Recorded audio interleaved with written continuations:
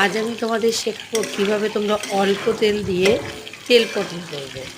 প্রথমে পটলটাকে দুই সাইড কেটে অল্প পটলের চোকলা রেখে পটলগুলোকে ভালো করে কেটে নেবে।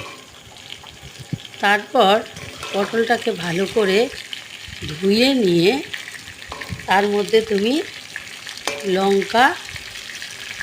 একটু লঙ্কা, একটু নুন আর একটু হলুদ গুঁড়ো সব মিশিয়ে মাখিয়ে রাখবে। এরপরে কড়াইতে 4 চামচের মতো তেল দিয়ে দেবে, দিয়ে তাতে হাফ চামচ মতো সাদা জিরে দিয়ে দেবে।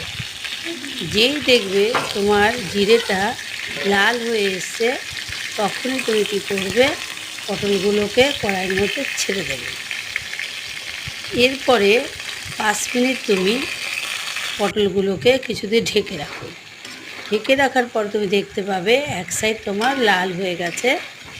আর এদিকে আমি বাটনাতে নিয়ে নিলাম 2 চামচ জিরে, একটু আদা আর কাঁচা লঙ্কা, সঙ্গে নিয়ে নিলাম 1 টুকরো এলাচ, দারচিনি, লবঙ্গ আর গোলমরিচ। এগুলোকে সবকটাকে আমি একসঙ্গে পেস্ট করে ফেললাম।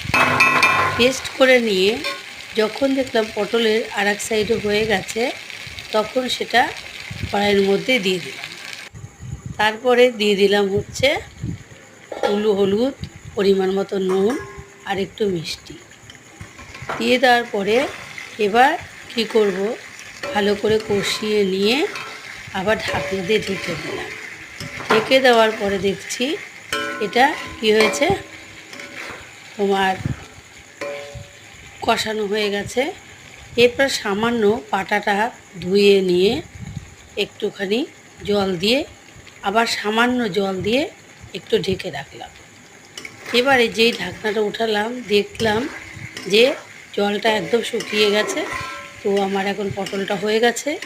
এবার আমি গরম মশলা দিয়ে পটলটা নামিয়ে ফেলব। তো গরম মশলাটা আমার দেওয়া হয়ে গেল। তো দেখতেই পাচ্ছ আমার পটলটা রেডি হয়ে গেছে। আর তোমাদের কার কেমন লাগলো অবশ্যই তোমরা কমেন্ট করে জানিও, আর ভালো লাগলে বেশি বেশি করে শেয়ার করে দিও। তো টাটা।